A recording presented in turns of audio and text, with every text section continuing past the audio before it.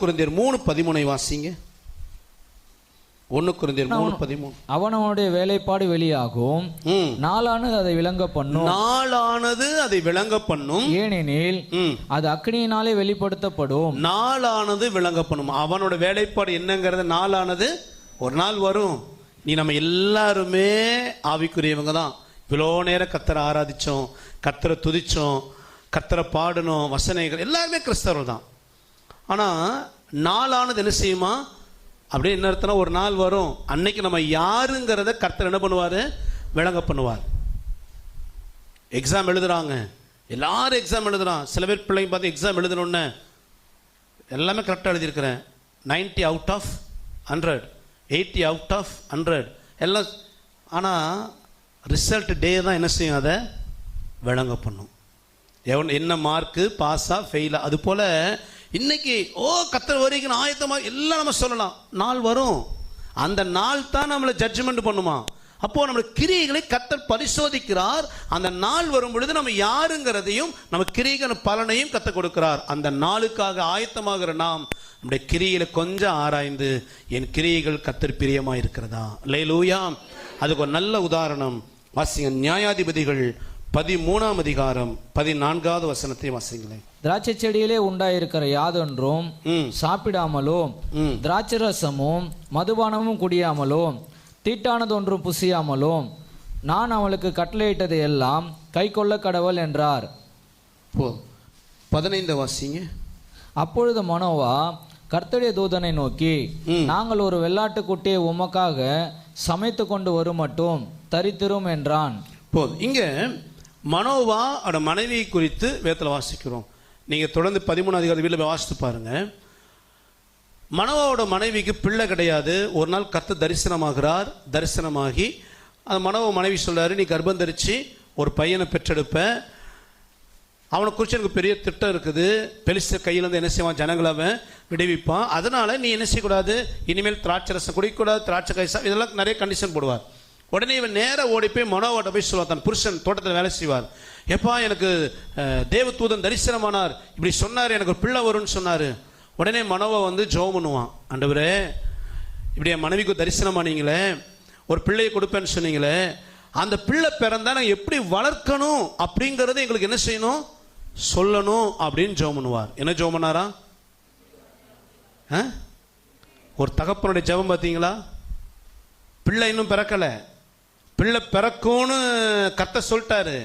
இப்போ நாம வந்து என்ன பண்ணுவோம்? ஆம்பளை பையனா பொம்பளை பிள்ளையா, அது என்ன பேர் வைக்கணும், அது எப்படி, எதுவுமே அவன் கேட்குற ஒரே கேள்வி, நான் எப்படி வளர்க்கணும்? பெற்றோர் நல்லா கவனிங்க. மரம் வச்சவன் தண்ணியை ஊற்றுவான் அப்படின்னு போயிடக்கூடாது.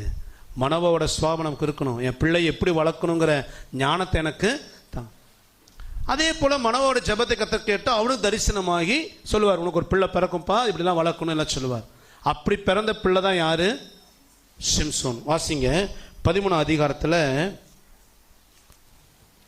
24வது வசனம். பின்பு அந்த ஸ்திரீ ஒரு குமாரனை பெற்று அவனுக்கு சிம்சோன் என்று பெயரிட்டால் அந்த பிள்ளை வளர்ந்தது.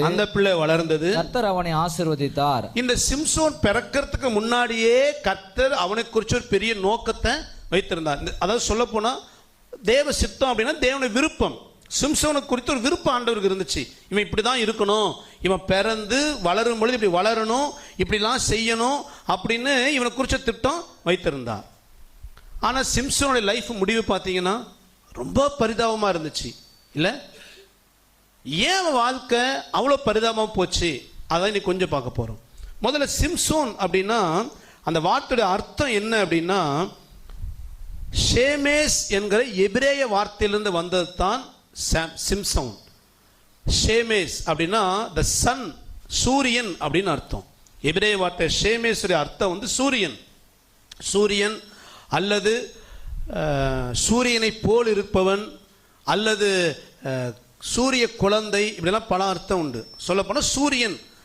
சிம்சோன்கிற வார்த்தைக்கு ஏன் சூரியன்கிற அந்த பெயர் அவனுக்கு வைக்கப்பட்டுச்சு, சிம்சோன்கிற பெயர் ஏன் அவனுக்கு வைக்கப்பட்டுச்சு?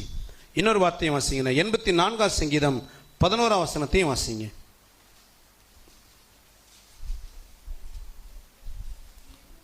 தேவனாகிய கர்த்தர் தேவனாகிய கர்த்தர் சூரியனும் ம். கேடகமுமானவர். தேவனாகிய கர்த்தர் யார்? சூரியனா?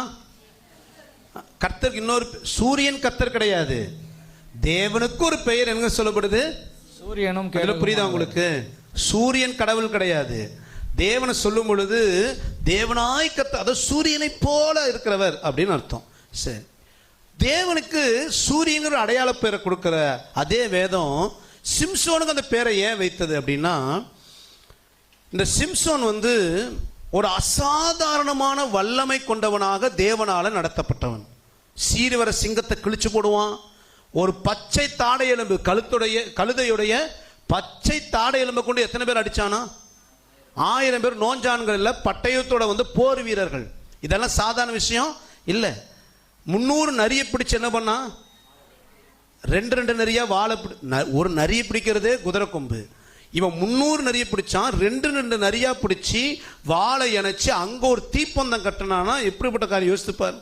ஸோ அவன்கிட்ட ஒரு தெய்வீக வல்லமை, டிவைன்லி பவர், ஒரு அசாதாரண எக்ஸ்ட்ராடினரி பவர் அவனுக்குள்ள இருந்துச்சு. அந்த தெய்வீக வல்லமையை குறிக்கும் வண்ணமாகத்தான் தேவன் அவனுக்கு சிம்சோன்கிற பெயரை வைத்தார். அப்போ இந்த சிம்சோன் பிறக்கிறதுக்கு முன்னாடியே தேவனுக்கு ஒரு விருப்பம் இருந்துச்சு. இப்படி மனோவாவுக்கு ஒரு பிள்ளை பிறப்பான், அந்த பிள்ளைக்கு ஒரு தெய்வீக வல்லமை இருக்கும், அந்த பிள்ளை எனக்காக கிரியை செய்வான். நீங்க அதே 13 அதிகாரம் நியாயாதிபதிகள் 13 4ஆம் வசனத்தை வாசிங்க. 5 வசனம் 5. நீ கர்ப்பம் தரித்து ஒரு குமாரனை பெறுவாய்.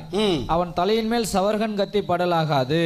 அந்த பிள்ளை பிறந்தது முதல் தேவனுக்கென்று நசரேயனாய் இருப்பான். அவன் அந்த பிள்ளை பிறக்கிறதுக்கு முன்னாடி கர்த்தர் சொல்றாரு, அவன் தேவனுக்கென்று நசரேயனாய் இருப்பான். அவன் இஸ்ரவேலை பெலிஸ்தரின் கைக்கு நீங்களாக்கி ரட்சிக்க தொடங்குவான். இன்னும் சிம்சோன் பிறக்கல, அப்பவே கர்த்தர் கிளீனா பிளான் சொல்றாரு. இவன் பிறந்ததுல இருந்து யாருக்காக வாழுவான்? யாருக்காக? சத்தமா சொல்லு. யாருக்காக? சத்தமா யாருக்காக? தேவனுக்கென்று நசரேயன். அவனுக்காக அவன் வாழ்க்கை கிடையாது. அவன் பிறந்தது முதல் கொண்டு சாகர வரைக்கும் எனக்காக வாழுவான். பெலிஸ்தர் கையில் இருக்கிற என் ஜனங்களை அவன் என்ன செய்வான்? விடுவி. அப்போ தேவனுக்கு ஒரு பெரிய சித்தம் இருந்தது இந்த சிம்சோன் மேல் பிறப்பதுக்கு முன்பு. இதுல ஒரு விஷயம் நல்லா புரிஞ்சுக்கங்க. நாம நீ ரட்சிக்கப்பட்ட கர்த்தருடைய ஆலயத்தில் இருக்கிறோம் அப்படின்னா, கர்த்தர் வீணும் விருதாவும் என்ன செய்யல? ரட்சிக்கல. நம்ம மேல ஒரு நோக்கம் கர்த்தருக்கு உண்டு. நீங்க சின்ன பிள்ளைகளா இருக்கலாம், வாலிப பிள்ளைகளா இருக்கலாம், வயோதிபர்களா இருக்கலாம், நீ யாரா இருந்தாலும் சரி, உங்களை குறித்து தேவனுக்கு ஒரு திட்டம் நோக்கமும் உண்டு. எப்போ திட்டத்தை நம்ம மேல வச்சாரு தெரியுங்களா?